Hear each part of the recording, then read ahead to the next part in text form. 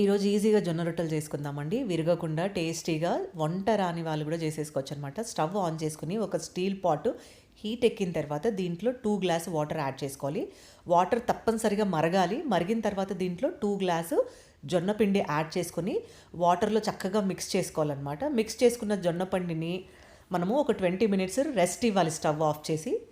So తర్వాత జొన్నపిండిని ఇలా చేతితో దగ్గరగా తీసుకొని పిండిని మొత్తాన్ని కలిపేసుకొని మీకు నచ్చిన క్వాంటిటీ తీసుకొని ఇలా రౌండ్స్గా బాల్స్ చేసుకొని ఇప్పుడు రోలర్ తోటి మీరు మిడిల్లో నుంచి కార్నర్కి రోల్ చేయాలన్నమాట. రోల్ చేస్తూ స్ప్రెడ్ చేయాలి.